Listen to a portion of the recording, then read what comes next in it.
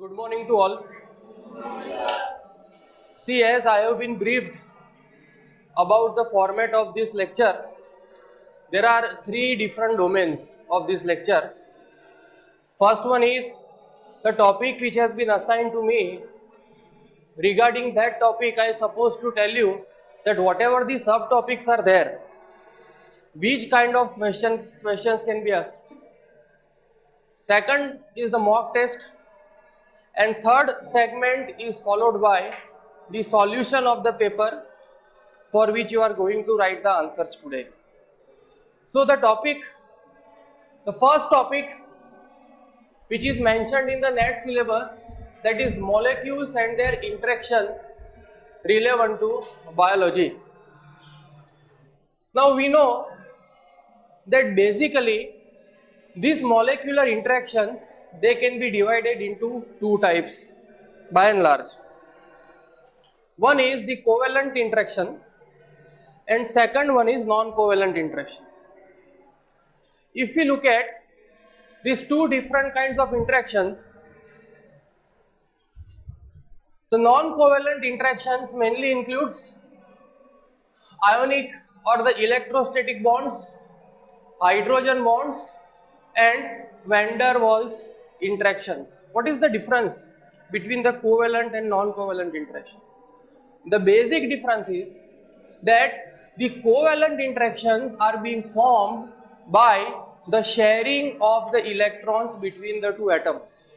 There is almost 50% sharing of those electrons which are present in the outermost orbit of an atom. So there is a, you can say, 50% partnership between the two atoms in terms of the electron, and that's why if you see the strength of this bond, it is highest, that is around 250 kilocalorie per mole. So whatever the high energy biomolecules which are there, all these high energy biomolecules, they have covalent bond. For example, in ATP, the phosphate bond, it is a ester bond because it takes place between the phosphoric acid and the hydroxyl group of the ribose sugar which is present in the ATP. So that particular bond is a ester bond and it is a covalent bond. So in the biochemical reactions, when there is a breakdown of the covalent bond, it will followed by concomitant release of the energy, whether it is a ATP or any other high energy compound. The reason is that in order to form this bond, you have to put so much of energy. So when this bond breaks, it releases the energy.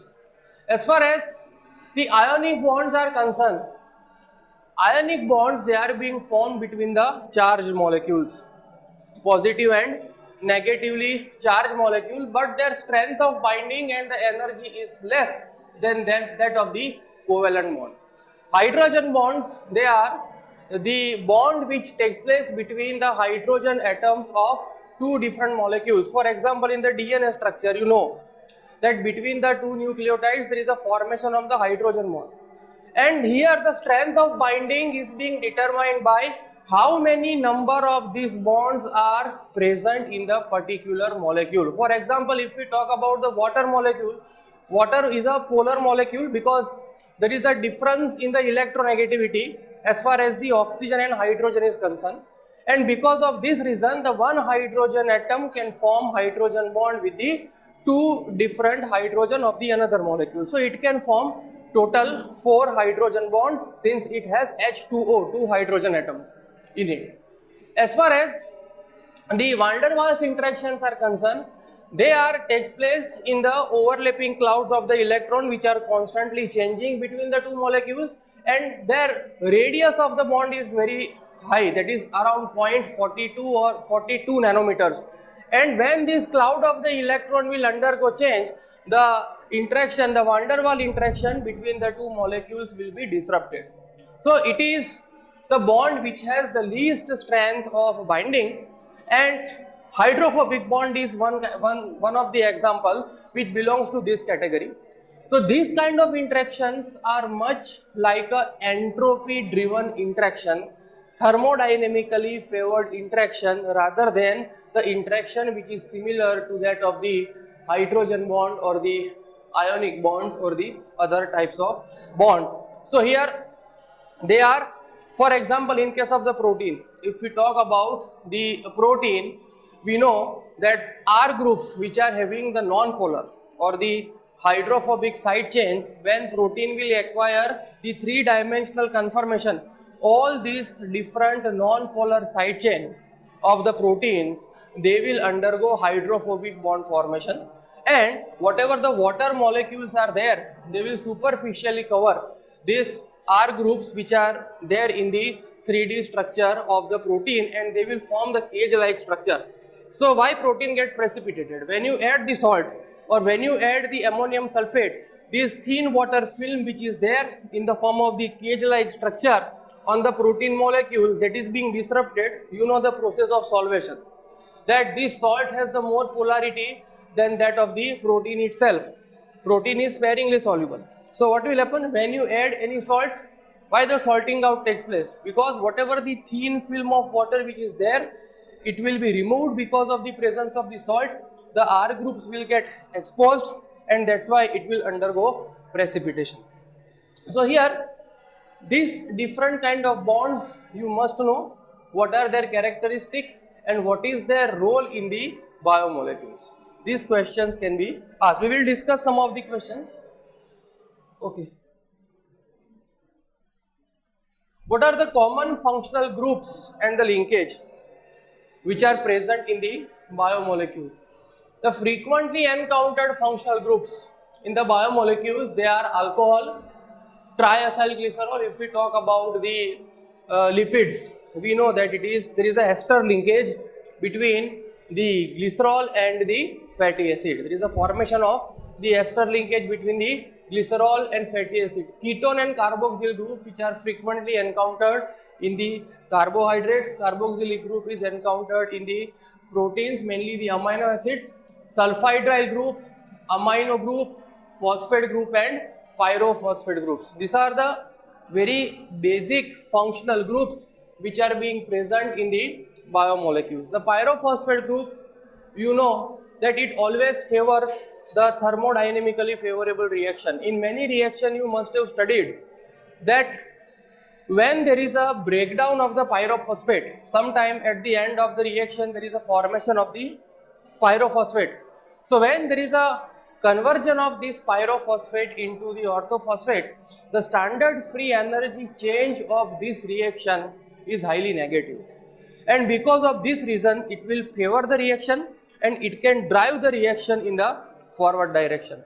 So covalent linkages will do this. The molecules which are having the covalent linkages, they will also helpful to drive the reaction in the forward direction, or they make the reaction possible, which is otherwise would not have been possible. For example, if I will write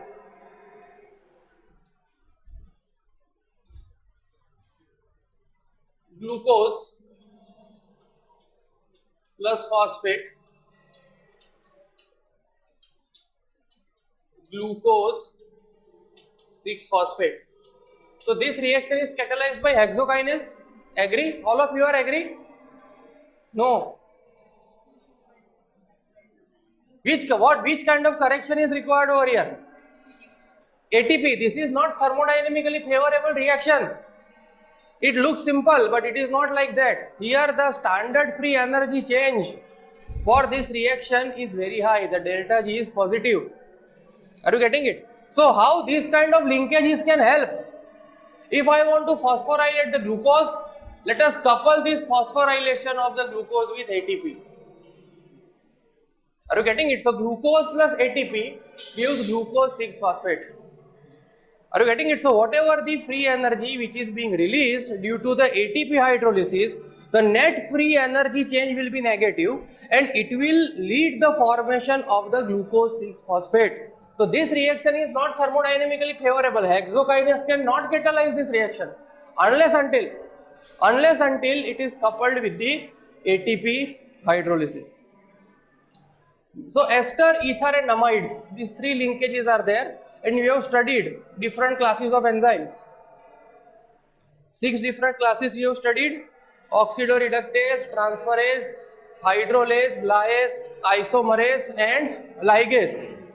and especially the enzymes which belong to class 4 and class 6. Enzymes which belongs to class 4, that is lysis, and class 6, that is ligases, they have the tendency to form these kind of linkages like the ester linkages, ether linkages, or the amide linkages. Okay. The another topic which is there in the syllabus, that is the composition, structure and function of biomolecules. So all these biomolecules you should know their properties and their functions, their physico-chemical properties and their functions. For example, if I will talk about the proteins, if I will ask you that if I put the solution of a protein in a dialysis, what will happen? Will it be able to pass the dialysis membrane? No, because it has the molecular weight greater than 10 kilodalton. It is having the molecular weight greater than 10 kilodalton. How many different combinations are possible? For example, we know that there are total 20 amino acids. If I will ask you that how many pentapeptide are possible from these 20 amino acids, or if I will give you 5 amino acids, out of these 5 amino acids, how many dipeptide are possible? How will you solve this problem? These kind of questions are asked in the NET examination. If I will give you 5 amino acids and I will ask you that how you can work out how many dipeptide are possible or how many tripeptide are possible. In that case, you just have to follow the formula of x raised to n.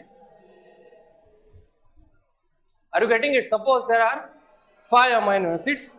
So the number of amino acids is equal to x, that is 5. Suppose I want to form the dipeptide, then 2. So 5 into 5, that is 25 different possible combinations are there which I can form. So these kind of questions are asked. Similarly, same can be asked for the DNA also. We know that there are 4 nitrogen bases which will constitute the DNA: adenine, thymine, cytosine and guanine. You can be asked that if I want to prepare the DNA which has the chain length of 3 base pairs, how can I form? Then there you have to go by the formula 4 raised to n, because we know that all the 4 nitrogen bases are involved in the formation of the DNA. So you have to go by this formula 4 raised to n. Suppose I want to form the helix or the DNA of a 3 base pair, that 4 raised to 3, that is 64 different possible combinations are there. If of 2 different base pairs, then 16 different possible combinations are there. So these kind of questions are being asked. Somebody can ask you that if I want to prepare the tripeptide for naturally occurring amino acids, so we know that naturally occurring amino acids are 20, so 20 raised to 3. Are you getting it? So these kind of questions are being asked. From the vitamins, they will ask you what is their role, what is their physiological role. We know that there are 2 different kinds of vitamin, the water soluble vitamin and the fat soluble vitamin, and majority of the water soluble vitamins, they act as a coenzyme or cofactor. What is the difference between the coenzyme and cofactor? What is the difference between the coenzyme and cofactor? Cofactor is generally a metal ion which is generally present at the binding site of the enzyme. Active site has 2 different parts. One is the binding site where the substrate binds, and second is the catalytic site. So generally these vitamins which are acting as a coenzyme, they are generally present at the catalytic site and they participate in the catalysis. For example, if we talk about the transamination reaction, the pyridoxal monophosphate directly participates in the catalysis. Are you getting it? So they have some role to play in the catalysis. So what is the composition, structure and function? As far as the proteins are concerned, Ramachandran plot is very important. Are you getting it? You know about the phi and psi. configuration. Phi configuration means the angle of rotation between the asymmetric carbon of the amino acid and the carbonyl carbon of the COOH group, and the asymmetric carbon of the amino acid and the nitrogen of the amino group which is present in the amino acid. So depending upon this phi and psi combination, the different angles of rotation with respect to the asymmetric carbon, what will be the configuration of the protein? Are you getting it? You will be asked that in which protein configuration. Generally Ramachandran plot is for the secondary structure of the protein, and there are three different regions. One is the yellow region where there is some sort of steric hindrance because of the overlapping R groups between the side chains of the amino acids. The second is the red region in which there is no overlapping at all, and third one is the white region where it is known as the forbidden region. So generally those amino acids which do not contain asymmetric carbon, they will fall in this region. For example, can you give me an example of any amino acid which do not contain asymmetric carbon? Glycine. So glycine is generally found in that white region, that is the forbidden region. Are you getting it? Because it does not have the asymmetric carbon, and that's why it will not participate in the hydrogen bond formation with the other amino acids. Are you getting it? So this question can be asked. What will be the value of phi and psi when the protein will acquire alpha helix structure or beta pleated sheet structure and beta pleated sheet structure or the beta strand structure? Are you getting it? So that you need to remember as far as the Ramachandran plot is concerned. Now this is also very important. Principles of biophysical chemistry. This mainly includes what are the buffers, solutions and pH. They may ask you that how will you prepare 0.2 molar of NaOH solution. Are you getting? You should be able to calculate how much gram of NaOH I should weigh. The examples which are based upon the pH, and the more important is Henderson-Hasselbalch equation. Are you getting it? We know that generally Henderson-Hasselbalch equation is for the weak acids because they cannot ionize completely like the strong acids. So we know that pH is equal to pKa plus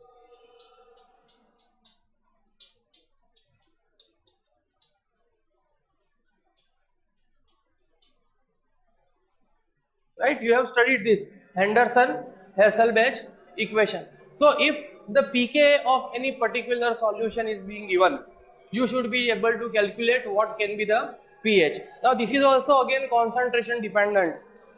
You don't have to put this formula every time. For example, if it is 10:1, in that case pKa plus 1, the pH will be equal to the pKa plus 1.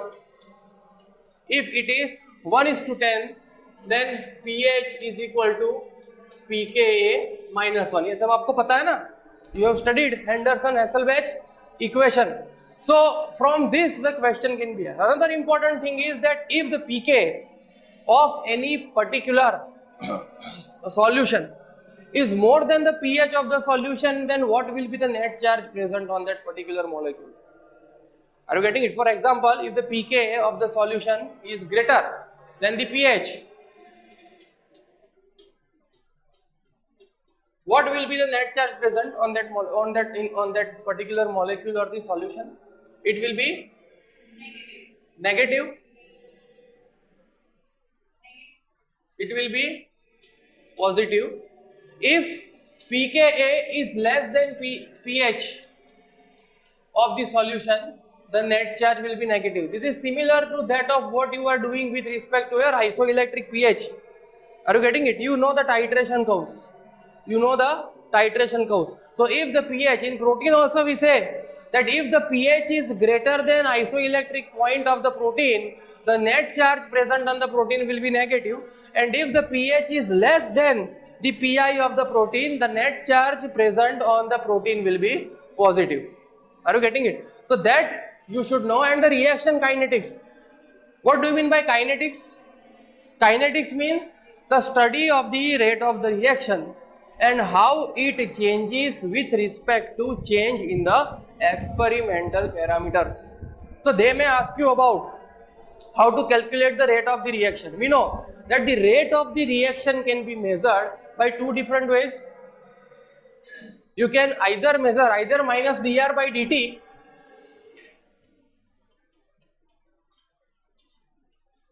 or it can be measured by dp by dt. You can measure the change in the product concentration per unit time which is increasing as the reaction progress, or you can measure the decrease in the reactant concentration per unit time as the reaction progresses. Apart from all these type of reaction kinetics problems, they can ask you about the order of the reaction. For example, if the A plus B is getting converted into the product C, and here B is required for the formation of the product C, but the rate of the reaction is dependent only upon A or B. In that case, this kind of reaction will be of which order? First order. In spite of that, two different reactants are involved, the rate of the reaction is depending upon only the concentration of one particular reactant. Here you may get confused and you will write that it is a second order reaction, but it is not like that. Are you getting it? You have to see that out of these two reactants, on which reactant the rate of the reaction is dependent. For example, if it is dependent either on A or B, then it will be the first order reaction. You should be able to calculate the rate constant. You should be able to calculate the rate constant of the reaction. Now we know that the velocity of the reaction is directly proportional to the concentration of the reactant. So if I will write over here V is equal to K into R, V is equal to K R, then K is equal to velocity upon the concentration of reactant. So if you know the rate of the reaction and if you know what is the concentration of the reactant in your system, you will be able to calculate the rate constant. You will be able to calculate the rate constant on that of that particular reaction. Now why it is necessary to calculate this? The reason is that whatever your enzymes or whatever your catalyst will be there, it will be affecting the rate constants of your reactions. Are you getting it? It will be affecting the rate constant of your reaction. They will not change the absolute concentration of the reactant or the product directly, but what they will influence? They will influence the rate constant of your reaction. So reaction kinetics is also very important. You should be able to calculate the rate of the reaction, you should be able to calculate the rate constants, you should be able to calculate the you should be able to find out that which kind of reaction is this, first order, second order, zero order, etc. They may give you the data with respect to the time. It has been asked, they may give you the data of particular product form in a particular time interval. So from that pattern you have to find out whether it is a first order reaction or a second order reaction. They will give you the product form versus the time. Are you getting it? Now how you will find out that whether there is a linearity between the two different time intervals or not? You just take the slope of two successive time intervals and their respective product concentration. And if that slope is constant, then you can say that there is a linearity between the time and the product formation, and that's why this reaction follows the first order kinetics. Are you getting it? कैसे करेंगे? For example, ऐसा पूछा गया है exam के अंदर. For example,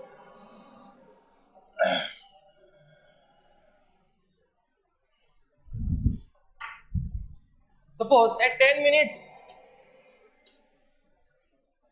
the product concentration is 5 micromoles. At 15 minutes the product concentration is 10 micromoles. At 20 minutes, the product concentration is 15 micromoles. Now, they will tell you that, they will ask you that whether this, comment on the order of this reaction. Which kind of order this reaction is following. So you just take the slope. Are you getting it? You can see that there is an increment of 5 micromoles of the concentration of the product with every 5 minutes increase in the time interval. So if you take the slope of either these two or these two, it will be the same. So it means there is a linearity. There is a linearity as far as the concentration of the product formed and the time interval is concerned. So you can say that if this is the case, then you can say that the given reaction is following the first order kinetics.